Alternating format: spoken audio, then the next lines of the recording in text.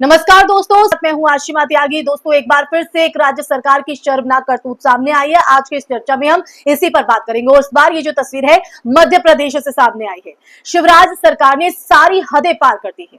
वो कैसे? दरअसल कागज पर लिखा था कि किसानों के कल्याण के लिए 5 करोड़ रुपए खर्च होंगे, लेकिन वास्तविकता में यह है कि उस फंड का 90% यानी 4.5 करोड़ रुपए सरकारी अफसरों की गाड़ियों पर उड़ा दिए गए।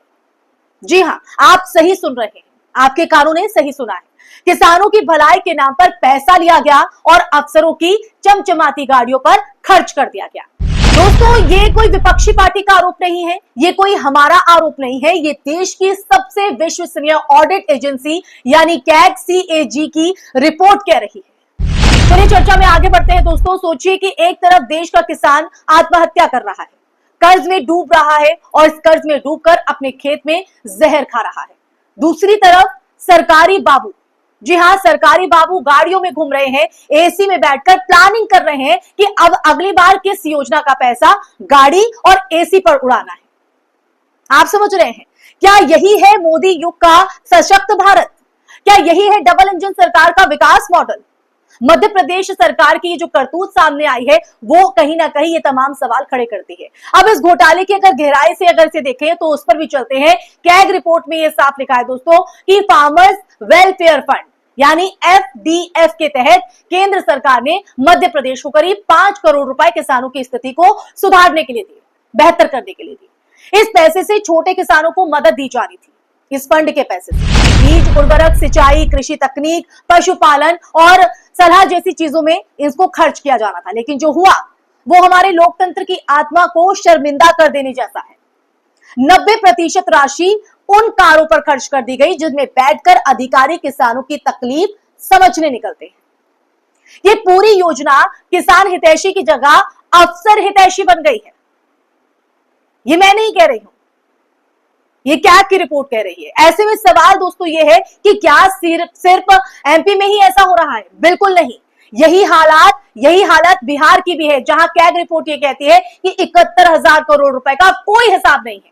ना ये बताया गया कि पैसा कहां खर्च हुआ, ना कोई दस्तावेज यहां पर सामने आए, ना कोई प्रमाण। और केंद्र की बात करें तो PM केयर्स फंड से लेकर राफेल डील और इलेक्टोरल बॉन्ड तक हर जगह पर घोटाले की जो बदबू है वो बू दिखाई पड़ती है, सुंघाई पड़ती है। लेकिन सवाल यह है दोस्तों कि इस सब पर मीडिया आखिर चुप क्यों है? क्यों न्यूज चैनल दिन रात बस हिंदू मुस्लिम का एजेंडा लिए चल रहे हैं और उसको ही चला रहे बड़े बड़े हेडलाइन के माध्यम से? क्यों हर न्यूज बुलेटिन में बम, लव जिहाद, धर्मांतरण, मंदिर मस्जिद की चर्चा होती है, लेकिन किसान की आत्महत्या की नहीं?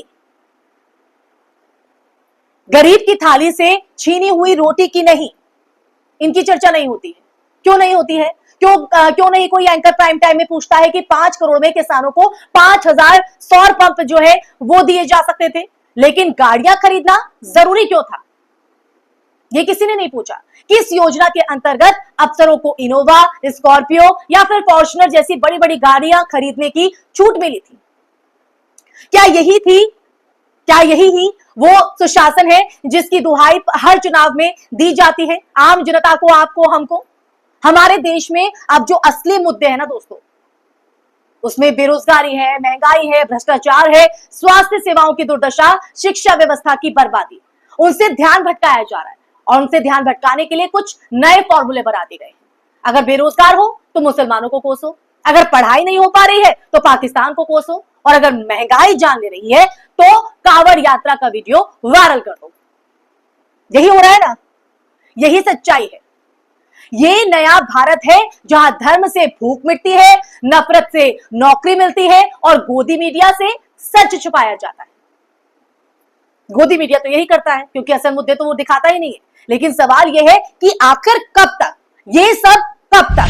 आइए अब एक और पहलू पर कहीं ना कहीं नजर डालना जरूरी हो जाता है दोस्तों। मध्य प्रदेश की बीजेपी सरकार ने सिर्फ FDF के तहत ही नहीं, जी हां, सिर्फ इसके तहत ही नहीं बल्कि प्रधानमंत्री फसल बीमा योजना में भी जमकर भ्रष्टाचार किया है, जमकर जो घोटाला है वो किया है। रिपोर्ट्स की अगर माने तो रिपोर्ट्स कहती है कि कई जिलों में ऐसे किसान जिनकी जमीन ही नहीं थी, उन्हें बीमा भुगतान दिखाया गया और जिनके तहत खेत बाढ़ में बह गए, उनको एक भी पैसा नहीं मिला, उनको एक भी पैसा नहीं दिया गया।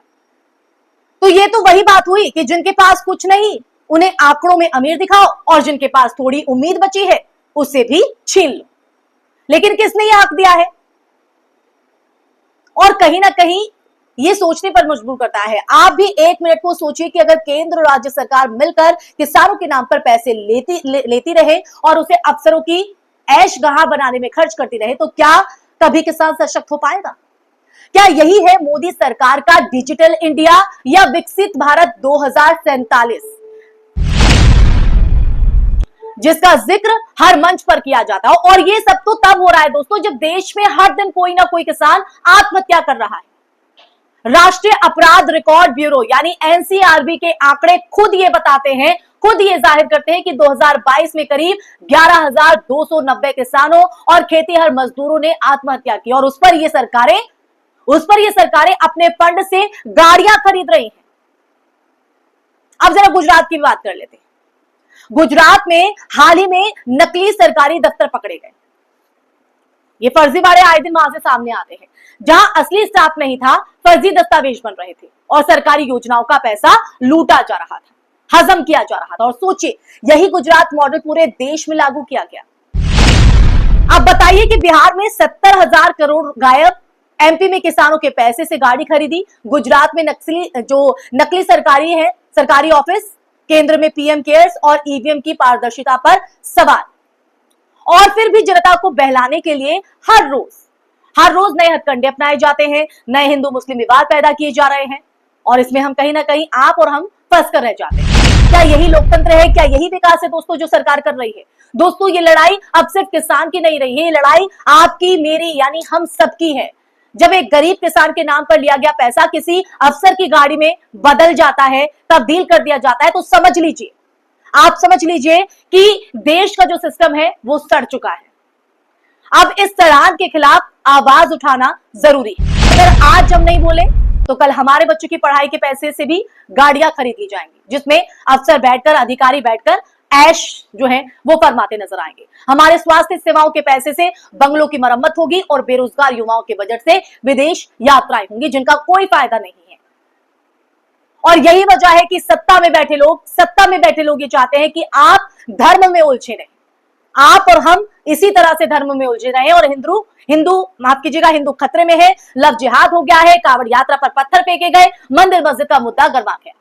ये सब मुद्दे असली मुद्दों से आपका ध्यान हटाने के लिए है, या ये कहे कि रचे गए। इसलिए अगली बार जब कोई टीवी डिबेट में चिल्ला चिल्लाकर